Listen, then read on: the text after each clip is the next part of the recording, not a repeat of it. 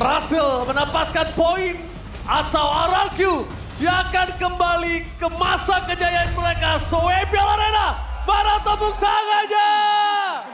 Let's go to the late after. Oke. Mungkin gue bisa langsung definisikan di sini kaliannya akan damage, Be. Kemungkinan besar ya. Seperti yang tadi udah ada kan? Seperti yang tadi udah kita lihat juga. Ketika ada dua badan, sangat-sangat oke untuk kalinya build ke arah damage. Hybrid gak sih? Ya hybrid ya. Jadi Fury Hammer-nya benar-benar dijadiin ke arah Heptasis. Habis itu nanti mungkin dia bakal build ke arah dari si Halberd. Tapi ya seperti biasa, early game yang agresif karena Khalid Chettian.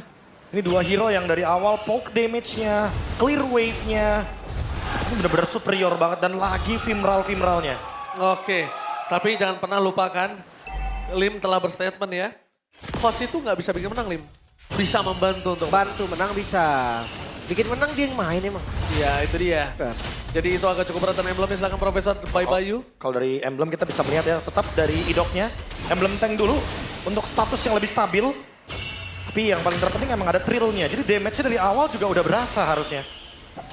Ya. Apro hampir aja terkena Fox di depan sana. Ingat damage-nya harus dikalkulasi ya, Lim. Ini Cetian lah. Karena Septian dan Khalid clear-nya cepat, rotasinya cepat dan ini dia. Lagi-lagi hanya Navi untuk seorang Kevin yang benar-benar penasaran dengan racikan formula dari sosok Why Not. Ya, karena memang belum kelihatan ya formula yang akan mereka jadiin kan di game kali ini. Tapi so far gue ngeliat metanya nggak jauh ya. Dari match pertama, match kedua. Mungkin kayak surprise ada Harit aja masih keluar. Leomord masih tetap, Khalid masih jadi primadona juga. Dan Marcel nih. Tinggal lihat nanti siapa yang bisa fungsiin Marcel ini lebih efektif. Wah tunggu ya, apalagi rotasi awal gamenya dan di turtle pertama juga kan sulit banget untuk mendapatkan level 4 bagi para roamer. Jadi ya mau nggak mau harus melihat bagaimana junglernya dulu beradu retribution. Wah ini dia. Aduh Retribution di level yang sama tapi lihat di posisi dari Ukir dia masih berada di level 3. Rin sudah berada di level 4 dengan Fury of the Phoenix-nya. Superdan mencoba melakukan zoning out agar Kas tidak masuk lebih dalam lagi. Tapi Apro terlalu dalam tanpa adanya Golden Hour. Flicker from defense dikeluarkan oleh Idok. Super kayak Fury of the Phoenix udah mulai masuk. Tapi Andoryu terlalu sakit untuk bisa diterima damage dan first blood akhirnya di tangan para pasukan dari tim Nave. Di zoning out dengan para miss. Kali ini berhasil mendapatkan turtle yang pertama. What a solid gameplay from Nave. Hadirnya si V di turtle pertama tadi menjadi pembeda. Karena kalau kalian lihat pergerakan dari Super Toy, dia clear mid tadi, dia nggak jauhin. Karena mungkin damage-nya memang nggak cukup juga kan. Ya. Jadi dia nggak mau buang move, B. Masih early game juga dan ingat Faramis. Once dia dapetin level 4-nya, dapetin Netherrealm-nya, dia akan sangat bebas sekali untuk memaksa teamfight. Dan untuk memecahkan teamfight dari Netherrealm-nya, ini mungkin Rins memang punya Fury of the Phoenix, tapi apakah damage-nya nutup untuk bisa memecahkan Netherrealm tersebut? Aku rasa masih belum harusnya di early game kayak gini.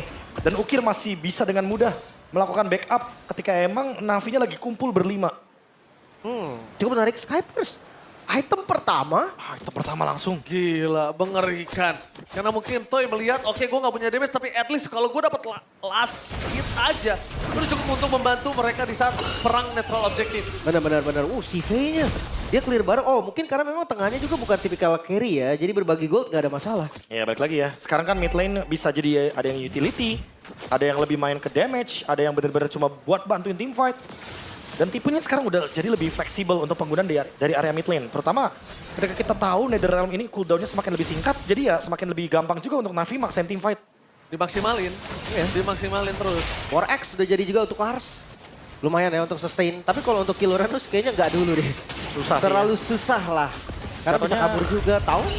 Buat trade damage kayaknya. Kepanjangan waktunya Lim. Kalau Karo Uranus kepanjangan, short skill-nya kebanyakan, jadi gak worth it. Nah, untuk menuju ke arah bottom lane kita lihat Idok memaksa menuju ke arah CV, tapi CV mengeluarkan zaman force. Super Toy nggak mau terlalu terburu-buru karena dia sadar sekalipun di Hana Bone masih ada purify dari seorang CV. Dia tetap akan bisa loncat kiri, ke kanan, depan, ke belakang. Jadi langsung beli Book of Sage ya. Demi bisa berdansa dengan Chrono Dex. Karena cooldownnya kalau nggak pakai Book of Sage masih ada sekitar 0,1 detik. Jadi nggak bisa di spam terus-terusan. Ya. Dan emang harus cari 35% dulu sih untuk di early game seperti ini. Agar Chrono Dash-nya bisa dimaksimalkan. Tapi untuk teamfight turtle selanjutnya nih. 4 lawan 4 kah? Atau 5 lawan 4 kah? Karena Toy udah jalan duluan kayaknya. Jadi ya, setup nggak mungkin dilepas karena RRQ mereka bawa jungle tank juga. Harusnya dapat. Ya. Kalau mereka nggak mau rugi. Kalau mereka kehilangan lagi, mereka rugi bandar. Langsung. Dan bisa dibalikin kembali ke ada di depan sana Kars. Ini after Phoenix menunjukkan seorang Red. Tapi lihat di depan sana Farah bisa gagal dan Golden Hour. Mencoba untuk menyelamatkan para pasukan dari tim RRQ bahkan. Dan di sana para pasukan dari tim Navi mereka ada tim fight yang lagi-lagi diunggulkan tanpa adanya Super Toy. Benar-benar dikasih farming terlebih dahulu. CV selalu join Super Toy. 2 kali team fight mereka gagal untuk mendapatkan turtle. Jadi para pasukan dari tim RRQ dengan main junglernya. Jujur early game sorry to say mereka tidak terlalu maksimal. Ya cukup terbilang gagal bahkan. Dan Sky Pierce di item pertamanya ini loh.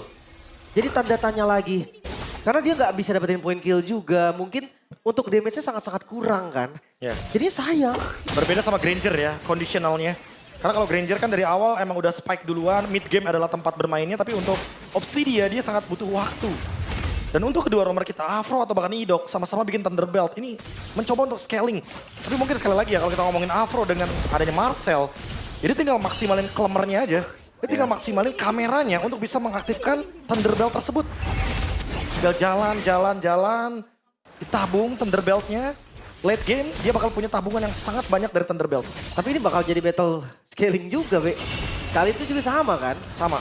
Dia bakal sama-sama keras banget nanti di akhir. Apalagi kalau build dari idoknya kita belum tahu juga bisa jadi ke damage nantinya. Windtalker ternyata bukan Trinity. Oke. Dia pakai critical dari Toy. Wah. Kita Kebuang lihat. sekudanya. Yes, tapi posisi saat ini satu purple buff dari Andoryu yang tercolong itu lumayan berimpact loh. Lihat di Castle Idok. Masih ada satu buah Regis drop tapi sahabatnya. Para pasukan dari tim RRQ. Mereka nggak siap untuk melakukan cover terhadap sosok seorang Idok. Dan itu dia Golden Hour. Dibuka untuk mendapatkan satu batu red. Profesor KB telah berbicara di streamingnya. Golden Hour bukan hanya tentang untuk agresif, defensif, tapi juga bisa buat objektif. Iya, bukan semata-mata untuk combo juga kan, Be. Kayak Iya. gak ada projectile gak masalah. Benar banget. Bukan cuma sekedar kayak combo dengan hero-hero seperti Granger, bukan seperti itu. Tapi bisa nutup hero belakangnya juga. Yang mau backup contohnya tadi. Kalaupun tadi Navi ternyata targetnya ke Toy itu juga bisa sebenarnya. Yes, tapi yang berat adalah posisi dari RRQ yang mereka cukup mengandalkan damage yang diberikan oleh Toy. Kita ngomongin Rins. Rins emang punya damage, tapi dia bukan tipikal burst seperti Parsha. Iya, dia nggak sebesar itu lah damage-nya. Nggak sebesar itu. Nggak sebulat itu. Dan Turtle yang terakhir, Bro, cooldown terhadap Golden Hour harusnya masih panjang. Apakah Perfect Turtle di tangan para pasukan dari tim Navi? Standby di depan sana, Kars telah membuka dengan Brave Fighter. Taregi setelah menutup dan Super K. Berhasil men-steal Perfect Turtle dan tim Navi. Pressor pun tidak peduli. Team fight kembali terjadi di depan sana. Langsung ada satu Soul Kars. Menjaga damage yang diberikan dan bahkan Golden Hour. Menutup jalan dari sosok seorang Super K damage yang cukup. Tapi di balik itu semua, Super Toy belum memecahkan Sky Piercer-nya. wow, cukup disayangkan tadi Andoryu. Dia flicker dan ditarik langsung ke belakang. Hero Phoenix. Oke, Super Ken masih mau lebih dengan Dares sekarang mau bahkan CV terlalu memaksakan. Dia melupakan dan Super Toy. Flicker yang berhasil membuat dirinya mendapatkan satu point kill walaupun harus tercecer, tapi dengan adanya Kars membalikan kembali. Looking for super kill dengan damage yang diberikan oleh Kars. Dan Andoryu cukup untuk menutup 2 combo mereka. 1 point kill untuk 1 stack Sky Piercer yang akhirnya tumbang juga. 7. Rugi sih tadi karena flickernya kebuang juga, Be. Ya mau nggak mau ya, reset dari stack Sky Pierce juga menurun otomatis. Dia harus nabung lagi untuk Super Toy. Dengan adanya Sky Pierce yang dia pilih sebagai first item. Tapi Kars, dia Queen Swing sih. Dia bakal punya sustain lagi, durability lagi untuk teamfight besarnya. Tapi Shive, cukup terkejut aku melihat beberapa turtle dia aktif banget. Aktif. Dia hadir tapi di teamfight area mid lane harus jaga posisi hati-hati nih. Dia lupa ada glowing one. Ada glowing one. Dia lupa Lim, lihat absorb damage-nya nggak ada tadi. Mungkin ya sebenarnya terbiasa dengan Faramis ya. Jadi kadang pede banget tapi dia teret jadi 7.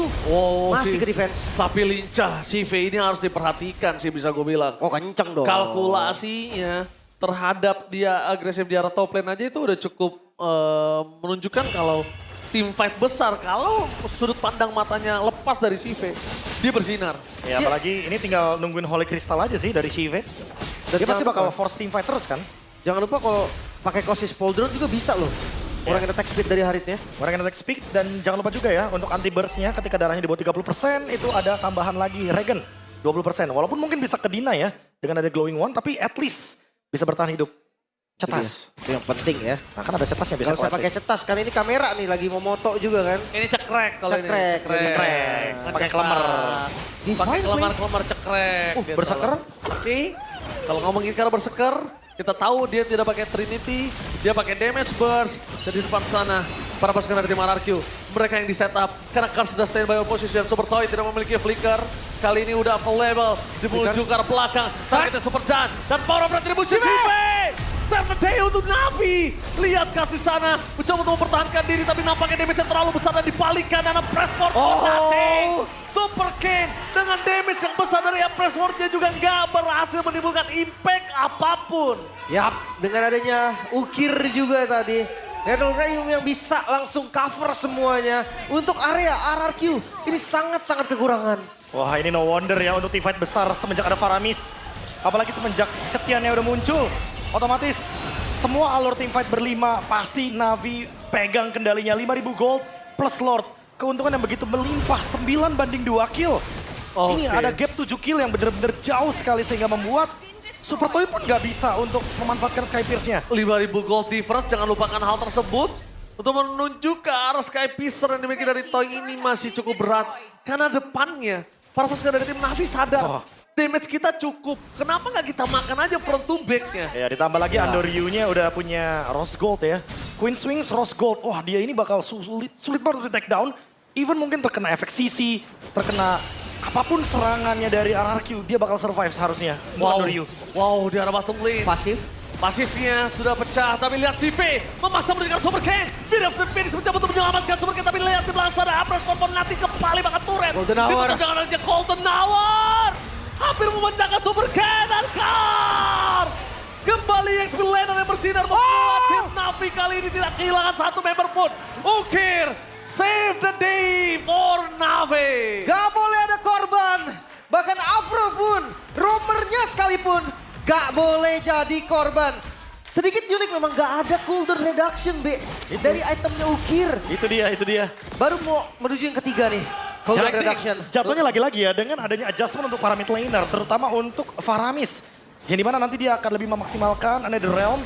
Ternyata dia tetap mau damage.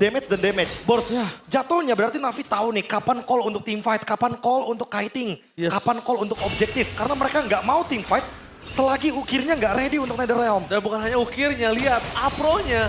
Itu pasti mastiin dulu poking-pokingnya, lokasinya, skill apa aja yang udah keluar. Supaya Ukir gak sia-sia NetherRealm cepet selesainya, Be. Dan jujur aku suka banget Afro dengan cara dia Golden Hour. Sekali lagi dia bener-bener lebih ke mengancam dibandingkan lebih ke combo ya. Iya, dia sekali lagi. Gak peduli dia untuk combo. Minimal kalau lu ada yang nyangkut di depan, Golden Hour di belakang, lu gak bisa defense, lu gak bisa following up, Gak bisa backup. gak bisa backup. Ini contohnya kan? Iya ini contohnya. Das, ayo. Udah, turret pecah, siapa yang mau maju ke depan? Gak bisa. Iya ditambah lagi itu mereka punya 2 target tadi kan. Mereka bisa target Idok, mereka bisa target Super Toy. Sehingga ini Golden Hour yang bikin dilema untuk member RRQ. Mereka pasti bakal bingung ini harus backup Toy dulu atau ngebiarin Idok tumbang. Golden Hour seakan-akan tuh kayak, oh iya kau bukan buat rame-rame. Enggak, Golden Hour bukan di saat lo rame gue buka. Iya. Tapi tutup target aja langsung kan, collab damage dan sebagainya. Zaman force, udah dibuka nih, commit harusnya. Oh sakit loh. Ingat ada stun dari Afro, lihat. Afro nggak ngebuka dengan Golden Hour, dia tunggu, dia tutup. ditabrak. Sampai ada Jinxester dan lihat sendirian hidupnya. Di depan bersama dengan Dan. Karena Golden Hour menutup para pasukan dari tim RRQ itu bisa masuk ke dalam lagi. Dan Kars bersama dengan Andoryu. 2 damage dealer, yang satu zone ingat, yang satu menjalankan tugas untuk mendapatkan loot. Dan akhirnya membuat Super King juga tenggelam. The one last man standing, Super Toy. Bukan marksman high ground seperti Beatrix. Dia akan coba ditutup, Afro! Membuat Super Toy kali ini mencoba untuk kabur. Melepaskan ikatan dari Hanaponnya. Oh no. Tapi RRQ, Oh no. kali ini mau coba dipaksa endgame.